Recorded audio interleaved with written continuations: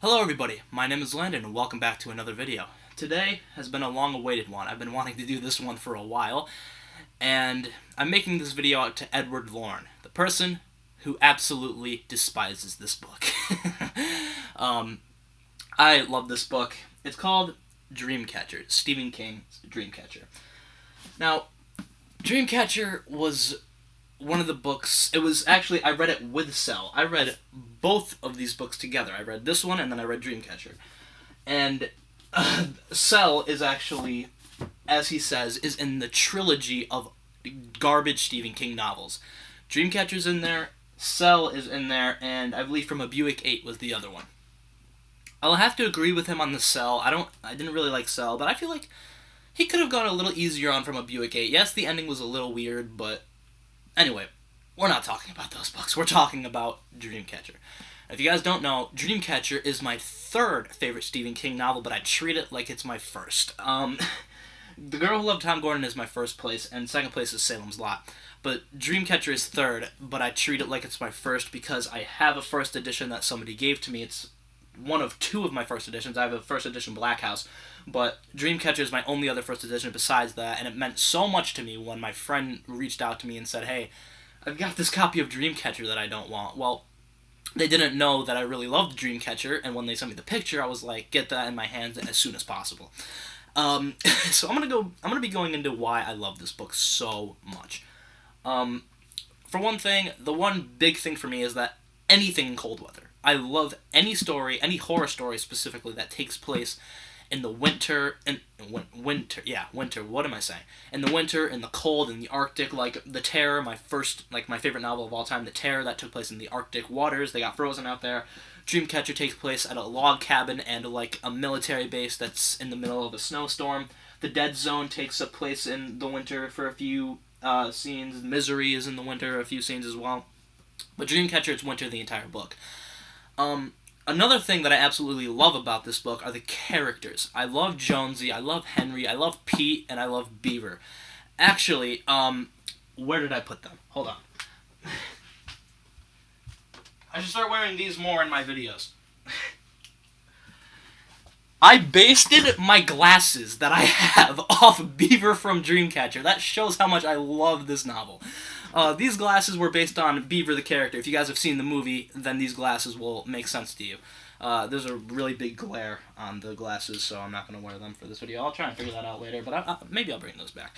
But yeah, those glasses are based off Beaver from this book. Next to Henry, he was my favorite character up until page 217 where he died, which is Edward Lawrence's best scene in the book. Like, if there was one redeeming quality about the book, it would be the scene where Beaver dies and Jonesy watches. But other than that, I love the characters, especially in the movie. The movie, the actors did a great job, even though the movie was god-awful.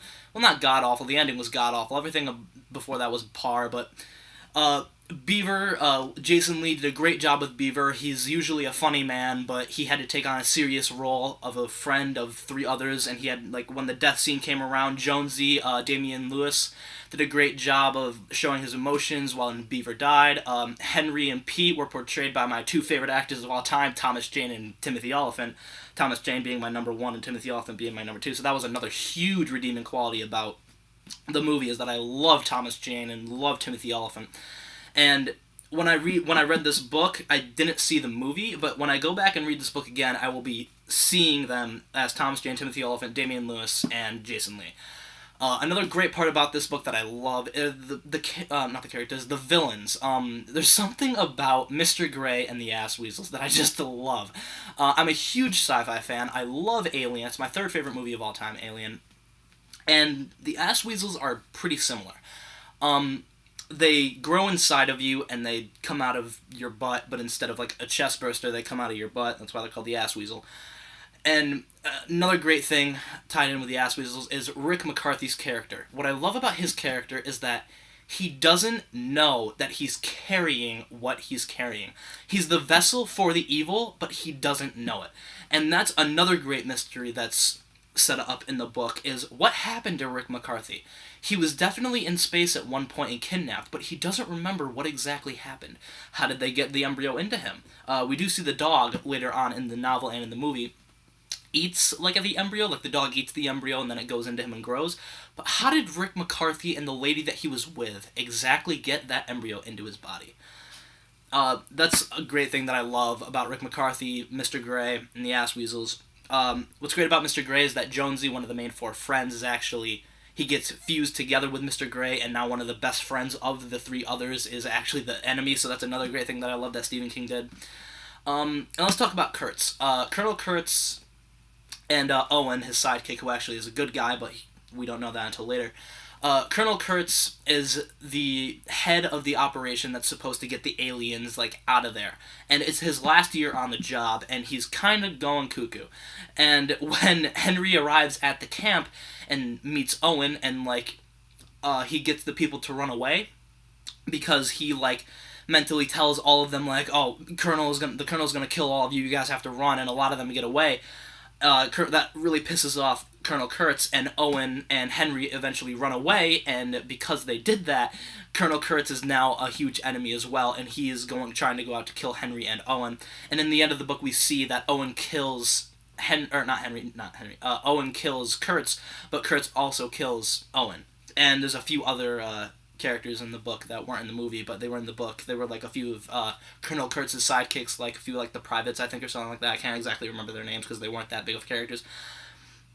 The big thing for this book is the story. For me, I don't know why it works. It just does. I love, that's what I wanted to talk about. The prologue and the epilogue. The 50-page prologue where we get to meet Beaver, Jonesy, Henry, and Pete. We see that Beaver isn't that good with women. We see that Pete is a car salesman trying to help out a woman. We see Jonesy is a school teacher trying to help out a student. And we see that Henry is however you say it, a psychologist, or I can't remember what they're exactly called. Therapist. He's a therapist, and he helps out a guy, but it doesn't really go well. And we see that he's suicidal, but it's unbeknownst to his friends, and he tries to keep it hidden. And he doesn't do it. He thinks about doing it many times, but he doesn't. And Henry and Jonesy, actually Jonesy lives in the end. Henry and Jonesy are the last two remaining. Pete is killed by Mr. Gray, and Beaver is killed by the Ass Weasel on page 217. And Jonesy and Henry eventually kill off Mr. Gray inside of Jonesy's mind. That's one more thing I wanted to talk about, was the ending where they were inside the mind of Jonesy. I thought that was one of the coolest settings for a fight scene ever. Inside one's own mind. Duddits sent Henry into the mind of Jonesy so they could fight together against Mr. Gray. And, they could do whatever they wanted in his mind. It was Jonesy's mind. They put a pillow over his face and they slashed his throat. And it was a really great scene. I love how it's in his, own mind. That's just one of the biggest things for me. And my absolute favorite part about this book is the epilogue. I read the epilogue, 3 times over. I loved it so much. My favorite line in the novel is actually, the last line of the book. That's the acknowledgements. It's not the ending. Henry with the sleeping child in his arms, and for a moment, the only darkness that was their shadows trailing behind them. So that sells, the evil is over, the only darkness is their shadows behind them. It may come back someday. Henry explains that in the epilogue to Jonesy. They're gonna be back someday. But for now, let's just enjoy this time with our families, with our friends, and they walk into the house together, and the darkness is now behind them, and they don't have to worry about it anymore. The very, very, very last thing I want to talk about was Duddits. Duddits is, next to Henry, my favorite character in this book. If you guys don't have a Nintendo Switch, let me explain. I have a Mii on my Nintendo Switch based on Duddits' character. He has a red cap, he has a bald head, and he kind of looks kind of weird, little mentally challenged. It's kind of effed up if you think about it, but he was just my favorite character, and it worked so well on my Switch that I just had to make a Mii for him. I play him a lot in Mario Kart. Anyways, I love Duddits' character because he knew everything. He knew exactly when everything was going to happen. He knew when Beaver died. Beaver dies, and then we go into the next chapter, and we see Duddits screaming to his mom that Beaver's dead. He knows, he has the connection with all 4 of them, and when they were younger, he knew that Mr. Gray was a thing, and he knew that it was going to come one day. But he just never said it. He tried to get it out, but he's mentally challenged. He can't really talk that well, and nobody knew except him. And it's like a burden on his soul that he has to know, but he knew it was going to come one day, and he knew that it was going to be the reason that he was on this earth, that he was put on this earth. Everybody knew that there was some reason Duddits was there. The four friends did, his mother did, and that was the reason. To warn them and to help them kill what had started the end of the world, basically.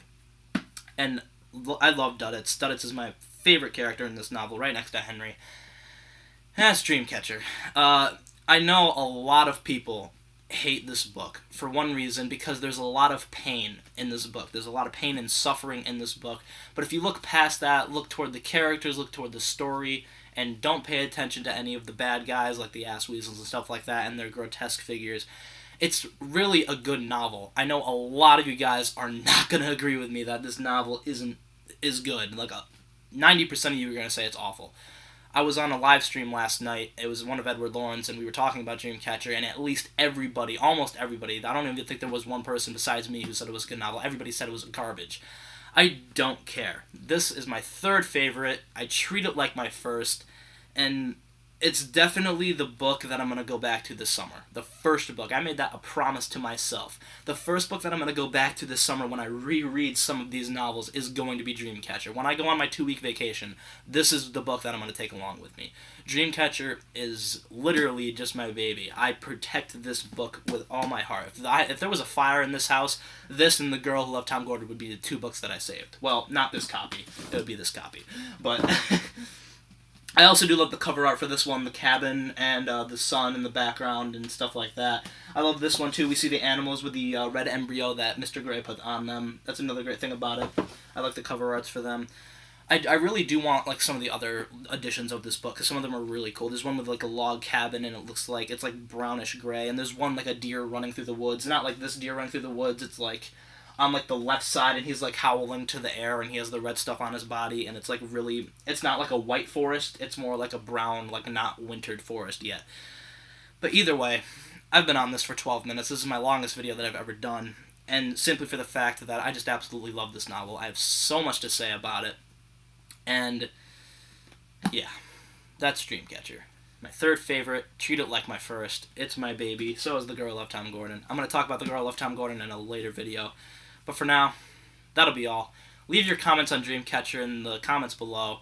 And if you hate it, tell me why. If you like it, please tell me why. I'd love to hear what you have to say, Edward Lauren. I'm making this video for you. And that's it. That's all I have to say.